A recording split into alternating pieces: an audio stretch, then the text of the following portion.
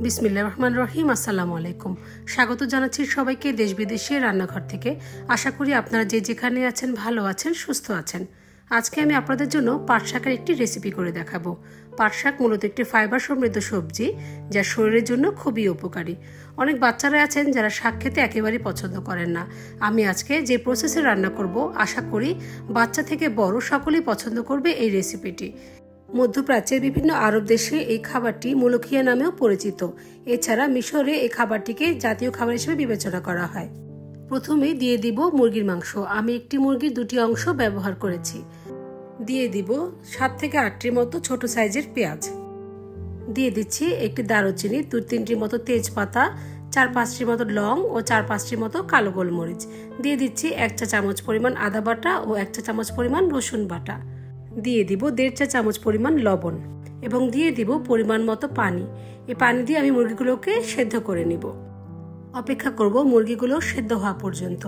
এখন চলে যাচ্ছি এই রেসিপির মূল যে ইনগ্রেডিয়েন্ট, তা হচ্ছে পাট শাক কাটার জন্য। তো পাট শাকগুলোকে আমি খুব ভালোভাবে ধুয়ে পরিষ্কার করে নিয়েছি। আমি এখানে একটি সিজারের সাহায্যে তা ছোট ছোট করে কেটে নিচ্ছি। আপনি চাইলে না কেটেও এই রেসিপিটি করতে পারবেন। আমি এখানে আজকে প্রায় 300 থেকে 350 গ্রামের মতো পাট শাক ব্যবহার করেছি। দেখতেই পাচ্ছেন আমার মুরগির মাংসগুলো কিন্তু প্রায় সেদ্ধ হয়ে এসেছে। এখন আমি এগুলোকে একটি পাত্রে তুলে রাখবো এবং ঠান্ডা হওয়া পর্যন্ত অপেক্ষা করব। মুরগির মাংস সেদ্ধ করা এই চিকেন স্টকের পানিটি আজকে আমি পাট শাক রান্নায় ব্যবহার করব। আমার যতটুকু প্রয়োজন হয় তা ব্যবহার করে বাকিটুকু আমি পরবর্তীতে স্যুপ তৈরিতে কাজে লাগাবো। এখন একটি চালনির সাহায্যে এই মুরগির মাংস সেদ্ধ করা পানিটি ছেঁকে নেব। মুরগির মাংসগুলো ঠান্ডা হয়ে গেছে। এখন আমি মাংসগুলোকে হাড় থেকে ছাড়িয়ে নেব। মাংসগুলোকে খুব পাতলা করে ছাড়িয়ে নেওয়ার দরকার নেই, একটু বড় বড় করে রাখলেই ভালো হবে।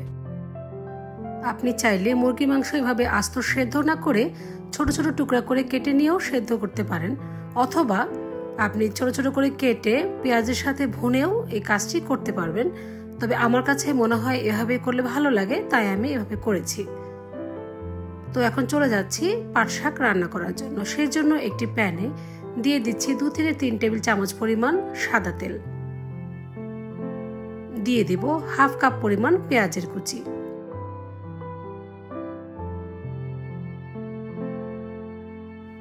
তেলের সাথে পেঁয়াজটাকে একটু সফট হওয়া পর্যন্ত ভেজে নেব।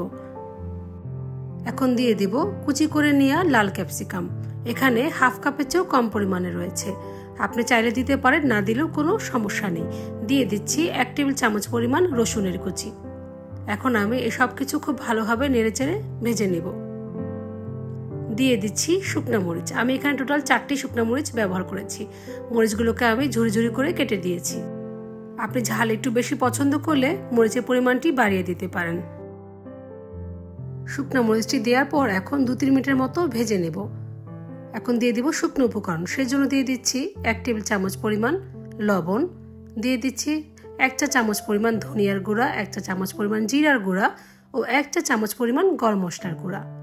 এখন সবকিছুকে আবার ভালোভাবে নেড়েচেড়ে মিশিয়ে নিতে হবে। 2-3 মিনিট ভাজার পর এখন দিয়ে দিব কেটে রাখা পাট শাকগুলো।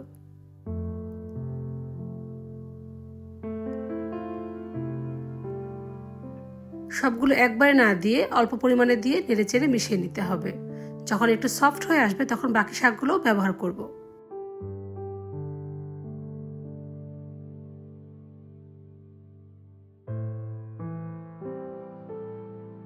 আমি আজকে ঢাকনা ব্যবহার না করেই শাকগুলোকে রান্না করে নিব। সবুজ শাকসবজি রান্না করার সময় বেশিক্ষণ ঢাকনা ব্যবহার করলে শাক বা সবজির রং নষ্ট হয়ে যায়। সেজন্য চেষ্টা করবেন না ঢেকেই নেড়েচেড়ে শাকগুলোকে রান্না করার জন্য। এখন দিয়ে দিচ্ছি চিকেনের স্টকগুলোকে। আমি এখানে প্রায় 1.5 কাপ পরিমাণ চিকেন স্টক ব্যবহার করেছি। আপনাদের প্রয়োজন অনুযায়ী শাকটি সেদ্ধ হওয়ার জন্য চিকেন স্টকটি ব্যবহার করবেন। তো আমি ব্যবহার করার পর আমার এতটুকু চিকেন স্টক রয়ে গেছে, যা আমি পরবর্তীতে অন্য কাজে ব্যবহার করব। এখন আমি খুব ভালোভাবে নেড়েচেড়ে মিশিয়ে নিচ্ছি।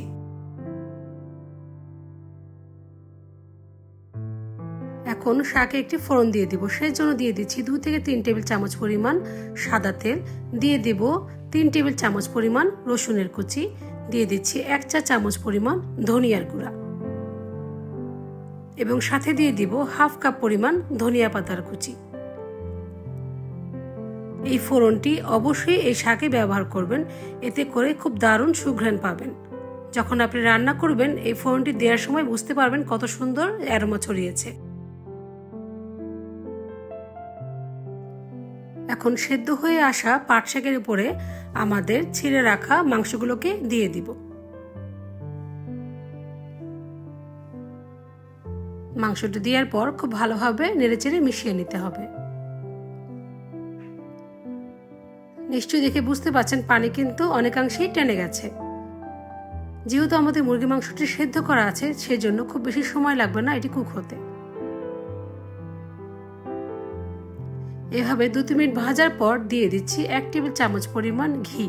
এটি একেবারেই অপশনাল, আপনি চাইলে ইউজ করতে পারেন, না দিলেও কোনো সমস্যা নেই। তবে এই ঘিটি ব্যবহার করার কারণে খুব সুন্দর একটি অ্যারোমা ছড়াবে। এভাবে মাংস, ঘি ও শাক খুব ভালোভাবে নেড়েচেড়ে মিশিয়ে নেওয়ার পর দিয়ে দিচ্ছি আমাদের সেই বাগারের মিশ্রণটি।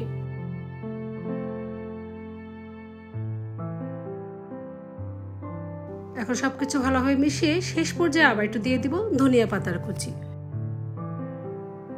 এভাবে এই ধনিয়া পাতাটি দেওয়ার পরে আবার 2-1 মিনিট নেড়েচেড়ে মিশিয়ে নিব।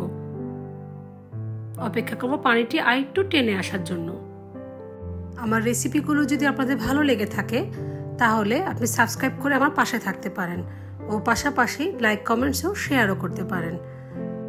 আমি নিত্য নতুন সুন্দর সুন্দর রেসিপি নিয়ে আপনাদের সামনে হাজির হব। আশা করি আমার আজকের তৈরি এই পাট শাকের মুলখিয়া আপনাদের খুব ভালো লেগেছে। যদি ভালো লেগে থাকে তাহলে অবশ্যই বাসায় একবার হলেও ট্রাই করবেন। আজকের তৈরিকৃত এই রেসিপিটি আপনি পরিবেশন করতে পারেন ভাত অথবা রুটির সাথে এবং খাওয়ার আগে একটু লেবু ছড়িয়ে দিবেন, এতে করে স্বাদ দ্বিগুণ হবে।